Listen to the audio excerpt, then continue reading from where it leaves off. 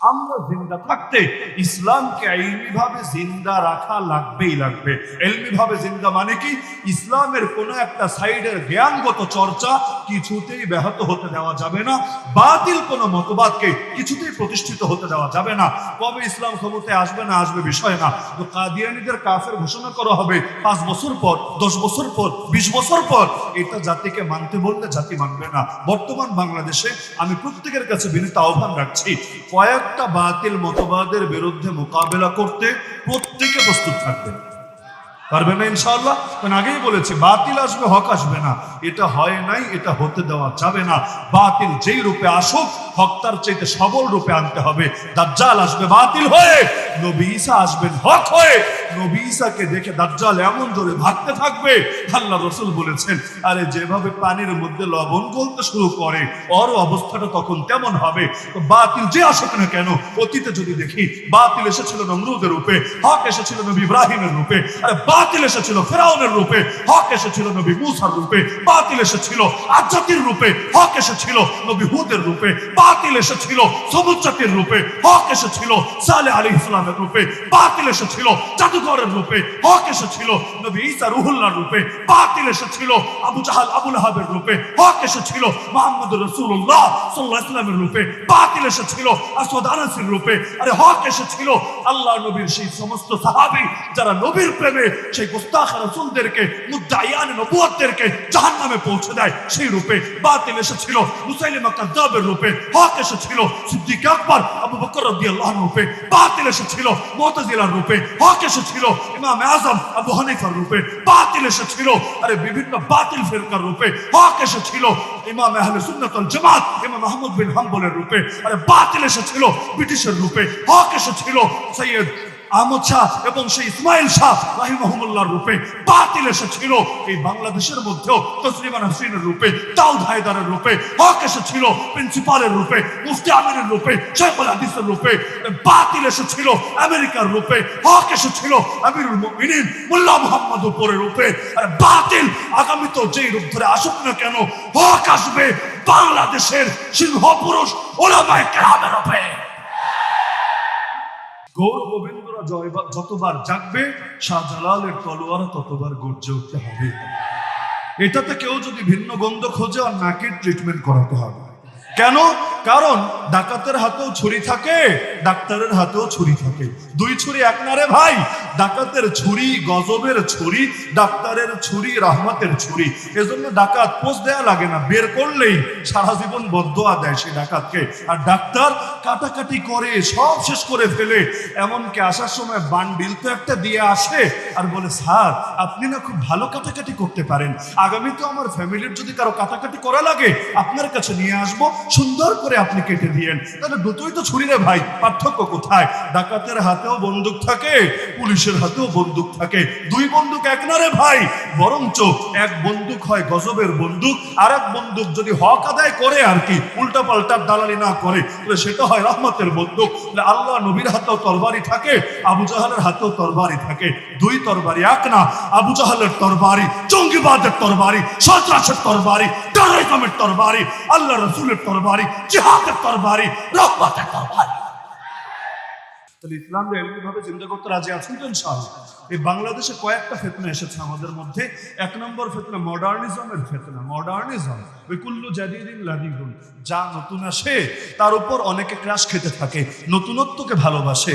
ইসলাম পুরনো হয়েছে, ভাল লাগে না। এখন এমন ইসলাম চায় যে ইসলাম মানলে আমেরিকার স্বার্থ রক্ষা হয়। মানে কি? যে ইসলাম মেনে মদও খাওয়া যায়, যে ইসলাম মেনে গানও গাওয়া যায়, যে ইসলাম মেনে গার্লফ্রেন্ড নিয়েও ঘোরা যায়, যে ইসলাম মেনে পর্নোগ্রাফিও দেখা যায়, যে ইসলাম মেনে দুনিয়ার সব ভণ্ডামি করা যায়, যে ইসলাম মেনে আরে আজান দিলে মসজিদেও আসা যায়, ঘন্টা বাজলে মন্দিরেও যাওয়া যায়, আর দিন শেষে ডায়লগ মারা যায়, ধর্ম যার যার, উৎসব আসলে নেতার। উৎসব সবার না, ধর্ম যার যার, উৎসব আসলে নেতার। কারণ নেতার ধান্দা করে চলা লাগে, সাধারণ মুসলমানের ধান্দা করে চলা লাগে না। মুসলমান এতটা ফাজিল হয় নাই, এমনি তো আমলে দুর্বলতা, তাই বলে শিরিক করে করে ইমান যা আছে এটাকে বরবাদ করবে, এতটা সস্তা ইমান হয় না। তো তাহলে এই মডার্নিজমের ফিতনা ইসলামী বিশ্বে ঢুকলো কিভাবে? অতি অল্প একটু ধারণা দিয়ে লম্বা আলোচনায় যাব না। আর প্রথম আলাপ বলে আগেই বলেছি, বেশি শক্ত কথা বলবো না, একটু রয়েস হয়ে বলতে হবে। আল্লাহর রাসূল সাল্লাল্লাহু আলাইহি ওয়াসাল্লামের পর সাহাবীরা রোমার পারস্য বিজয় করেছেন, ইতিহাস তো সবার জানা আছে। নবীর সাহাবীদের আমলে আলহামদুলিল্লাহ বিজয়ের ধারা শুরু হয়েছে। ওমর রাদিয়াল্লাহু আনহু অর্ধজাহানের খলিফা তো এমনি বলে না, বিজয় করেছেন বলেই তো বলে। লেকিন ওই জামানে রোমার পারস্য বিজয় করার পর কথাটা মাথায় গেঁথে নেন, যদিও কারো কারো বুঝতে কষ্ট হতে পারে, কিন্তু আল্লাহর হস্তে গেঁথে রাখেন, আগামী দিনের লড়াইয়ে কাজে লাগবে। যখন নবীর সাহাবীরা রোম পারস্য বিজয় করেছেন, তাদেরও সভ্যতা ছিল, তাদেরও সংস্কৃতি ছিল, তাদেরও আদর্শ ছিল, মূল্যবোধ ছিল, নীতি নৈতিকতা ছিল, কিন্তু এর দ্বারা ইসলাম প্রভাবিত হয় নাই, ইসলাম বিকৃত হয় নাই। নবীর সাহাবীরা নিজেদের আখলাক পাল্টান নাই। কেন? কারণ ইসলাম ওই দেশগুলোতে ঢুকেছিল বিজয়ী হয়ে, পরাজিত হয়ে না। দ্বিতীয় ধাপে যখন তাতারিরা, মঙ্গোলীয়রা, চেঙ্গিস খান আর হালাকু খানের বাহিনীরা ইসলামী খেলাফতের পতন ঘটালো, মুসলিম বিশ্বে ঢুকে পড়লো, আলহামদুলিল্লাহ। যদিও তখন ওরা ছিল বিজয়ী, মুসলমানরা পরাজিত, তারপরও ইসলাম চেঞ্জ হয় নাই, পরিবর্তন হয় নাই, ওদের আদর্শ মুসলমানের মধ্যে ঢুকতে পারে নাই। কেন? ওদের আলাদা ফিলোসফি দর্শন ছিল না। ওরা ছিল জঙ্গল থেকে উঠে আসা অসভ্য, বর্বর, রক্তখেকো, যাদের আদর্শ শুধুমাত্র মানুষ মারা, যাদের আদর্শ শুধুমাত্র গদি দখল করা, এছাড়া কোনো নীতি নৈতিকতা, আদর্শ, মূল্যবোধ, দর্শন, ফিলোসফি তাদের ছিল না। যার কারণে ফলাফল উল্টা হলো। ওরা মুসলিম দেশ জয় করার পর মুসলমানদেরকে ওদের আদর্শ গিলাতে পারলো না, উল্টা নিজেরাই মুসলমানদের আদর্শ গ্রহণ করে এক একজন ইসলামের সৈনিকে পরিণত হলো। সেই তৈমুর লং থেকে, তৈমুর লং যে মুসলমান হলো, পরবর্তীতে তার সন্তানরাই তো হিন্দুস্তানে মুঘল বাদশাহ হয়ে আসলো। এই মুঘলরা কারা? এই মুঘলরা তো চেঙ্গিস খানের নাতিপুতি, ওই বংশের লোকই। ওই বংশের লোক হয়ে এরা এত ভালো মুসলমান বাদশাহ কিভাবে হলো? গোটা হিন্দুস্তানের ইতিহাসে আওরঙ্গজেব, আলমগীরের মতো দ্বিতীয় বাদশাহ আসে নাই, আজও পর্যন্ত আসে নাই, আগামীতে আসবে কিনা আল্লাহ ভালো জানেন। তাহলে এত ভালো মানুষ কেমনে আসলো? ওই বর্বর বংশ থেকে এসেছিল। কেন? যদি ওরা বিজয়ী ছিল, তো নিজেদের আদর্শ না থাকায় এই পরাজিত জাতির আদর্শ গ্রহণ করে কালেমা পড়ে মুসলমান হয়ে গিয়েছিল। কিন্তু গত 100 বছর আগে যখন খেলাফতের পতন ঘটলো, আমরা হেরে গেলাম পশ্চিমা শক্তির কাছে। যদিও ব্রিটিশ দখলদারি বজায় রাখতে পারে নাই, ল্যাজ গুটিয়ে পালিয়েছিল, কিন্তু আমেরিকা, নিউ ওয়ার্ল্ড অর্ডার ইত্যাদি কায়েম হয়ে সারা দুনিয়াকে গ্লোবালাইজেশনের মাধ্যমে, বিশ্বায়নের মাধ্যমে নিজেদের মুঠের মধ্যে নিয়ে নিল। এখন শুধু আমরা পরাজিত জাতি তাই না, বরঞ্চ আমাদের উপর নিজেদের আদর্শ চাপিয়ে দেওয়ার জন্য যা করা লাগে সবই ওরা করছে। এই ট্রান্সজেন্ডার বাদ কয় বছর আগে নাম শুনেছেন বলেন আমাকে? এখানে যেই কয় হাজার মানুষ আছেন, কয় বছর আগে নাম শুনেছেন বলেন আমাকে? 10 বছর আগে এই শব্দ শুনেছে কে? 15 বছর আগে এই শব্দ শুনেছে কে? খুব কম মানুষ। অতি শিক্ষিত অল্প কিছু পাবেন, বেশিরভাগ শোনে নাই। কিন্তু এখন এটার বিপক্ষে আন্দোলন পর্যন্ত করা লাগছে। ডারউইনিজম, বান্দর তত্ত্ব, এই দেশের তৃণমূলে আপামর জনসাধারণ এই শব্দগুলো কয়দিন আগে শুনেছে, কিন্তু এগুলো নিয়ে এখন আমাদেরকে বৈজ্ঞানিক তথ্য উপাত্ত দিয়ে মোকাবেলা করা লাগছে। তার মানে কি? ওরা আমাদের গুলি দিয়ে মারছে না, কিন্তু আমাদের মধ্যে ওদের শয়তানি আদর্শ ঢুকিয়ে বাংলাদেশকে একখণ্ড আমেরিকা, একখণ্ড ইউরোপ, একখণ্ড কাফের রাষ্ট্রে পরিণত করতে যাচ্ছে। অর্থাৎ হাতে মারবে না, ভাতে মারবে, ওই রকম অবস্থা। আদর্শে মারবে। কারণ আমাদের যখন আদর্শ নষ্ট হয়ে যাবে, তখন আমরা ওদের গোলামের জিনজিরে এমনি বাধা পড়ব। যখন সিংহের জাতি কুকুরের জাতিতে পরিণত হবে, কয়টা রুটি ছিটিয়ে দিলে আর গোস্ত দিলে এমনি নিয়ন্ত্রণে থাকবে। এজন্য ওদের উসুলি এটা। তাহলে 1 নম্বরে মডার্নিজম। ইসলামের মধ্যে মডার্নিজমের কোনো সুযোগ দেওয়া যাবে না। ইসলাম যা ছিল তা আছে, তা থাকবে, কিছু বাড়তেও দেওয়া হবে না। যেমন বেদাতিরা বাড়ানোর চেষ্টা করে, যতবার চেষ্টা করে আমরা ওদের বিরুদ্ধে শক্ত মোকাবেলা করি। কেন করি? কারণ অতীতের ধর্ম বিকৃত হয়েছে বেদাতিদের হাতে পড়ে। আল্লাহ কখনোই বাতিল ধর্ম দেন নাই, কিন্তু এই বেদাতিরা ধর্মকে বাতিল বানিয়েছে কিভাবে? নিজেরা যা মনে চেয়েছে ঢুকিয়েছে, আর আল্লাহ যা দিয়েছেন একটা একটা করে বাদ দিয়েছে। এজন্য বেদাতিদের ব্যাপারে আমরা জিরো টলারেন্সে থাকি। চলো যাই যুদ্ধে বেদাতের বিরুদ্ধে। একইভাবে যারা ইসলামকে কমাতে চায় এই মডার্নিজম দিয়ে, ইসলামকে কাটছাট করতে চায়, তোমাদের ইসলামের সব ভালো, খালি জিহাদটা ভালো না, ইসলামের সব ভালো, খালি খেলাফতটা ভালো না, ইসলামের সব ভালো, খালি বহু বিবাহটা ভালো না, ইসলামের সব ভালো, নবী যে আম্মাজান আয়েশা রাদিয়াল্লাহু আনহাকে যেই বয়সে বিয়ে করেছেন এটা ভালো না। এই যে 2 দিন পর পর এক একটা চাপানোর চেষ্টা করে, জান চলে গেল, ওদের একটা আদর্শ গ্রহণ করা যাবে না। কারণ পথ যদি আলাদা হতে শুরু হয় না, প্রথমে যখন আলাদা হবে গ্যাপটা কমই থাকবে, যত সামনে যাবেন গ্যাপ বাড়তে থাকবে, এক পর্যায়ে এত ভাড়া বাড়বে আর পেছনে ফিরতে পারবেন না। এজন্য মডার্নিজমের কোনো সুযোগ হবে না। বেদাতির বিরুদ্ধে যেমন জিরো টলারেন্স, ইসলামের নামে মডারেট ভার্সনদের আবিষ্কার করছে। কারা করছে তাও আমি বলে দিচ্ছি। এই দেশের কিছু অতি শিক্ষিত জেনারেল স্কলার, ইসলামিক স্কলার বলি নাই, অতি শিক্ষিত। অতি শিক্ষিত বুঝেন তো, মাথার মধ্যে জ্ঞান কিলিবিলি করে। এত জ্ঞান রাখবে কোথায়? এজন্য কয়েকদিন পর পর আমেরিকার টাকা খেয়ে নতুন নতুন আদর্শ প্রসব করে। এগুলোর বিরুদ্ধে যার শীর্ষে আছে বাংলাদেশের দুইটা পত্রিকা, একটা বাংলা একটা ইংলিশ, নাম বলার দরকার নাই। যতদিন পর্যন্ত এই দুটো পত্রিকা বাংলাদেশে অবাধে কার্যক্রম চালাবে, বুঝবেন এখনো এই দেশ কাফেরদের হাতেই রয়ে গেছে। কেন? এগুলো দিয়েছে 2000 সাল থেকে। যদি আমি ইতিহাস জানি, আমি ছোট মানুষ, তো 2000 থেকে 2024 আমি হাতে কলমে কয়েক ডজন আদর্শ দেখাতে পারবো যে কাফেরদের আদর্শগুলো এরাই এই মিডিয়াগুলো সুপরিকল্পিতভাবে বাংলাদেশে ছড়িয়েছে। মডার্নিজমের স্থান দিবেন না। রুখে দিবেন কিভাবে?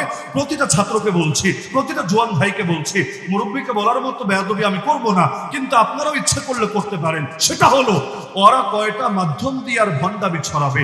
ওরা 100টা পত্রিকা দিয়ে ছড়াবে, 200টা টিভি চ্যানেল দিয়ে ছড়াবে, 500টা অনুষ্ঠান দিয়ে ছড়াবে, আর 100টা ভার্সিটি দিয়ে ছড়াবে। আরে তাতে কি? আমরা যেই কয়জন মুসলমান, প্রত্যেকের এক একটা জবান আছে, যারা লিখতে জানে এক একটা কলম আছে, যারা অনলাইনে অ্যাক্টিভ প্রত্যেকের এক একটা প্রোফাইল আছে, আইডি আছে, পেজ আছে, এমনকি যারা মসজিদে আছে প্রত্যেকের এক একটা মেম্বার আছে, আর যারা মাহফিলে আলোচনা করে প্রত্যেকের এক একটা মঞ্চ আছে। হিসাব করলে দেখা যাবে আমাদের মিডিয়া কয়েক কোটি আছে। আন্দোলনের সময় যেমন পত্রিকা খবর ছাপবে না, আরে না ছাপুক, টেলিভিশন দেখাবে না, না দেখাক, আরে প্রতিটা ফেসবুক আইডিয়াকে একটা মিডিয়া হয়েছে। ফেসবুক বন্ধ করেছে, বিকল্প মাধ্যমে চলে গিয়েছে, সব বন্ধ করেছে, তখনও পর্যন্ত নিজেরা মাধ্যম ক্রিয়েট করে নিয়েছে। তো ওরা ওদের বাতিল আদর্শ যেই কয় মাধ্যম দিয়ে ছড়াবে, এই ময়দান থেকে ওয়াদা করে যান আমরা হক আদর্শ তার চাইতে 1000 গুণ বেশি ছড়িয়ে দিয়েছি। আমরা এত বেশি ছড়াবো, আমাদের কথার ভিড়ে ওদের আওয়াজ পাত্তাই পাবে না। তুই নবীরা গালি দিবি, কয়জন? তোরা 2 জন, 10 জন, 20 জন, 100 জন। আমরা নবীর শান, নবীর মান, নবীর ফজিলত, নবীর সুন্নাত, নবীর সিরাত, নবীর শরিয়াত এত বেশি মানুষ একসঙ্গে আলোচনা করে উঠবো। আমাদের আলোচনার ভিড়ে তোদের আলোচনা কারো কানেই যাবে না, এত আলোচনা করব। আরে মুসলমান তো মুসলমান, অমুসলিমরা পর্যন্ত নবীর আদর্শ শুনে কালেমা না পড়ে থাকতে পারবেন না ইনশাআল্লাহ। সব মোকাবেলা তরবারি দিয়ে হয় না, সব মোকাবেলা অস্ত্র দিয়ে হয় না, কিছু মোকাবেলা করতে হয় একই তরিকায়। এজন্য আল্লাহ নবী একটা মিম্বার দিয়েছিলেন হাসানকে, হাসান ওরা কবিতা দিয়ে আমারে গালি দেয়, তুমি কবিতা দিয়ে ওদেরকে জবাব দিয়ে দাও। আর চিন্তা করো না, ফাইন্না জিবরিল আমাক, তুমি একা না, জিবরিল আমিন আছে তোমার সাহায্যে নিয়োজিত। আজকে আমাদেরকে হাসান হতে হবে, হাসান। ওরা যত মাধ্যম ব্যবহার করে আমার নবীর শানে ইসলামের বিরুদ্ধে প্রোপাগান্ডা ছড়াবে, এর চাইতে বেশি মাধ্যম ব্যবহার করে জামানের হাসান হয়ে ওদের প্রতিটা কথার জবাব দিতে হবে। পারবেন না ইনশাআল্লাহ। 2 নম্বর, বাংলাদেশে সবচাইতে বড় 2 নম্বর চিন্তার বিষয় হলো সেকুলারিজম। মানে কি? ইসলামকে চিপায় ফেলা। সহজ শব্দ, সংজ্ঞা কে কি দিল না দিল আমার দেখার দরকারই নেই। ইসলামে ধীরে ধীরে চিপায় ফেলা, এমন ভাবে কোণঠাসা করা। প্রথমে বলবে ইসলাম রাজনীতি থেকে আলাদা করো, অর্থনীতি থেকে আলাদা করো, কোর্ট কাছারি থেকে আলাদা করো, এটারে নিয়ে মাদ্রাসায়, মসজিদে, মাহফিলে, খানকায় সীমাবদ্ধ রাখো। এতেও প্রাণ ভরবে না। 2 দিন পর কি বলবে জানেন? আরে মাদ্রাসায় কি পড়াবে না পড়াবে এটাও আমাদের মনিটরিং করা লাগবে। মসজিদে কি বয়ান হবে না হবে এটা কমিটির থেকে শুনে নিতে হবে। মাহফিলে হুজুর কি বলবে না বলবে, খেজুর এসে এটার পক্ষের মাস্তান করবে। তাহলে ইসলাম রে কই রাখলো রে ভাই? ইসলাম রে রাখলোটা কোথায়? স্বাধীনতা নাস্তিকের থাকবে, স্বাধীনতা কাদিয়ানির থাকবে, স্বাধীনতা হিজবুত তাওহীদের থাকবে, আর উলামায়ে কেরামের মুখে অদৃশ্য একটা তালা মেরে রাখবে। কথা বলতে দেরি, জেলের ভয় দেখাতে দেরি না। এই ভণ্ডামি দূর করে দিতে হবে। সেকুলারিজম, ইসলামকে চিপায় ফেলা। ইসলাম চিপায় থাকার জন্য আসে নাই, ইসলাম এসেছে বাকি সবগুলোর উপরে রাজত্ব করার জন্য। মনে থাকবে তো ইনশাআল্লাহ। গালি দেয় আমাদের ধর্মান্ধ, শুনেছেন না? মুসলমানও ভয় পাওয়া যায়, হ্যাঁ আল্লাহ এত বড় গালি দিল, এখন আমাদের কি হবে? গালি থেকে বাঁচার জন্য এখন নিজেদেরকে পাক সাফ করে নিতে হবে। ধর্মান্ধ মানে কি? বাংলা একাডেমির অভিধান আছে, বাংলা টু বাংলা, আমার বলা লাগবে না, ও অভিধান আপনারা বাসায় গিয়ে প্রত্যেকে চেক দিয়ে নিয়েন। ধর্মান্ধের সংজ্ঞা দিয়েছে, যার ভেতরে দুইটা গুণ থাকে তাকে ধর্মান্ধ বলে। এক নম্বর গুণ, নিজের ধর্মকে অন্ধের মতো বিশ্বাস করে। আল্লাহর কসম, আমি আমার ধর্মকে অন্ধের মতো বিশ্বাস করি, করব না কেন? অন্ধের মতো বিশ্বাস করা যায় না সেটা যেখানে দোষ আছে, যেখানে ত্রুটি আছে, যেখানে ভুল আছে, যেখানে বিচ্যুতির আশঙ্কা আছে। আর কোরআন আল্লাহ দিয়েছেন এটা বলে, যালিকাল কিতাবু লা রাইবা ফি, বান্দা কোরআন পড়বি পড়ে। আরে বৈশিষ্ট্য শুনে নে আগে। এই কিতাবের বৈশিষ্ট্য হলো এতে সন্দেহের অবকাশও নাই। কেউ যদি সন্দেহ পোষণ করে ও বেঈমান হয়ে যাবে। ধর্মকে অন্ধের মতো মানতে সমস্যা আছে। ধর্মকে অন্ধের মতো মানতে পারে না যে তার ইবলিস বলে ইবলিস। আল্লাহ বললেন সেজদা দে, আল্লাহ সেজদা দিতে পারবো না। কেন পারবি না? আল্লাহ আমার লজিকে ধরে না। আচ্ছা কি লজিক? জীবনে সেজদা তো কম দেশ নাই, আজকে লজিকে ধরলো না কেন? আল্লাহ আনা খায়রুম মিন, আমি না উত্তম না অধম? উত্তম কি অধমের সামনে নত হতে পারে? অধম না নত হবে উত্তমের সামনে? আল্লাহ জিজ্ঞাসা করলেন কেন উত্তম? খালাকতানি মিন নার ওয়া খালাকতাহু মিন তিন। ওই যে বলেছেন অনেকের মাথায় বুদ্ধি কিলিবিলি করে, এর বুদ্ধি আল্লাহ আমাকে বানালা আগুন দিয়ে, ওকে বানালা মাটি দিয়ে। আগুন তো উপরে থাকে, মাটি নিচে থাকে। আগুন ঊর্ধ্বমুখী, মাটি সমান্তরাল। উপরের জিনিস নিচের জিনিসের সামনে নত হয় কিভাবে? মূল কাহিনী হলো হিংসায় কলিজা জলে। বাংলাদেশে আলেম ওলামারা সবচাইতে বেশি হিংসা শিকার। কারণ একদল আছে বিরিয়ানির প্যাকেট দিয়েও লোক পায় না, মোটরসাইকেলের তেল দিয়েও লোক পায় না, 500 টাকা করে পকেটে গুঁজে দিয়েও লোক পায় না, এমনকি পয়সা আগে দিলে দেয়াল টপকায়া ভাগতেও দ্বিধা করে না। আর আলেম ওলামারা দিতে তো পারেই না। এই যে এসেছেন, আপনাদেরকে জিলাপি দেওয়া হবে, আরে জিলাপি দেওয়ার সুযোগ আছে? নাই, কিচ্ছু দেওয়া হবে না। উল্টো অনেক মাহফিলে বলা হবে বাবজান যা এনেছেন ভাড়ার টাকাটা রেখে তাও দিয়ে যান আল্লাহর ওয়াস্তে, দ্বীনের স্বার্থে। দেয় না, নেয়, তারপরও জায়গা দিতে পারে না। আর ওরা দেখে শাহবাগে এত এত পয়সা খুঁয়েও লোক পাওয়া যায় না, এজন্য ওরা চায় মাথা কেটে দিতে। কারণ মাথা না থাকলে ব্যথাও থাকবে না। এজন্যই বারবার আলেম ওলামারা বিপদে পড়ে। কারণ আসমানের প্রথম পাপের নাম ছিল হিংসা, জমিনে মানব জাতির মধ্যে প্রথম পাপের নাম ছিল হিংসা। আসমানের প্রথম পাপ করেছে ইবলিস হিংসার কারণে, জমিনে মানব জাতির প্রথম পাপ করেছে কাবিল হিংসার কারণে। এই হিংসা এমন একটা জিনিস, যে করে সে তো মরে, যারে করে তারও ক্ষতি হতে থাকে। এজন্য আল্লাহ দোয়া শিখিয়েছেন অমিন শাররি হাসিদিন ইদা হাসাদ। এজন্য গালির ভয় করা যাবে না। আল্লাহর প্রিয় বান্দাদের একটা গুণই হলো ওয়ালা ইয়াখাফুনা লাউমাতা লাইম। আরে কে নিন্দা করে, কে সমালোচনা করে দেখে না, তা আমরা বুক ফুলিয়ে বলতে পারি আল্লাহর দ্বীনের কথা বলা যদি তোদের চোখে জঙ্গিবাদ হয়, মুসলমান জঙ্গিবাদী গালি খেতে রাজি। আরে আল্লাহর দ্বীনের কথা বলা তোদের চোখে যদি মৌলবাদ হয়, মুসলমান মৌলবাদী গালি খেতে রাজি। আরে জিহাদের কথা বলা তোদের চোখে যদি সন্ত্রাসবাদ হয়, মুসলমান সন্ত্রাসবাদী গালি খেতে রাজি। আরে খেলাফতের কথা তোদের চোখে যদি সাম্প্রদায়িকতা হয়, মুসলমান সাম্প্রদায়িক গালি খেতে রাজি। কিন্তু আল্লাহর কসম, তোদের গালির ভয়, হামলার ভয়, মামলার ভয়, জেলের ভয়, জুলুমের ভয় ইসলামের একটা বিধানও জেলা দিতে রাজি না। 3 নম্বর মতবাদ সেকুলার ডেমোক্রেসি। মানে কি? মানুষই নাকি মানুষের খোদা হবে। আরে আল্লাহ বলেছেন পতিতালয় হারাম, তাদের মনে চেয়েছে পতিতালয়কে করে দিবে হালাল। আল্লাহ মদের বারকে করেছেন হারাম, তাদের মনে চেয়েছে মদের বারকে করে দিবে হালাল। আল্লাহ জিহাদকে করেছেন ফরজ, তাদের মনে চেয়েছে এটাকে বানিয়ে দিবে জঙ্গিবাদ। মানে মগের মূল্য, মগের মূল্য। মানুষের যা মনে চায় তা করবে।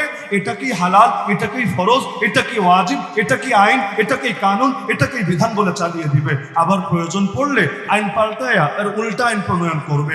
মক্কার মুশরিকরা কখনো খেজুরের মূর্তিও বানাতো। বেশি ক্ষুধা লাগলে, খাবার না পেলে মূর্তিও সুন্দর করে খেয়ে ফেলত। আবার প্রয়োজনে খেজুর কিনে মূর্তি বানিয়ে নিত। এই ফাজিলরাও একই কাজ শুরু করেছে। মুসলমানকে দমানোর জন্য আইনের দোহাই দেয়। দেখ বাবা, এই আইনের কারণে কাদিয়ানীদের কাফের ঘোষণা দিতে পারি না। দেখো চাচা, এই আইনের কারণে পতিতালয় বন্ধ করতে পারি না। দেখো আব্বা, এই আইনের কারণে আমরা সিগারেটের গায়ে ওয়াজ করে দেই, ধূমপান স্বাস্থ্যের জন্য ক্ষতির কারণ, সিগারেটটা বন্ধ করতে পারি না। আরে রাখ তোর আইনের দোহাই। আরে আল্লাহর আইনের বিরুদ্ধে কোনো আইন চলতেই পারে না।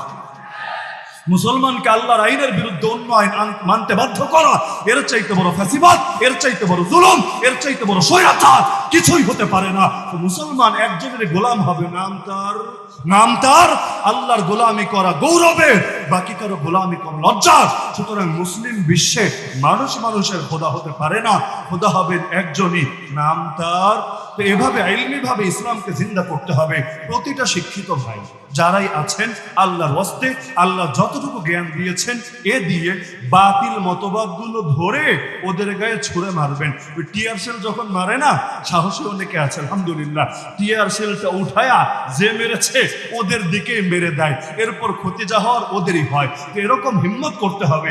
ওরা 2 দিন পর পর মতবাদ এক একটা মারবে, সুন্দর মতো ধরবেন, ধরে এর চাইতে দ্বিগুণ শক্তি দিয়ে ওদের গায়ে মারবেন, ওদের মতবাদই যাতে ওদের 32টা দাঁত ফেলে দিতে পারে।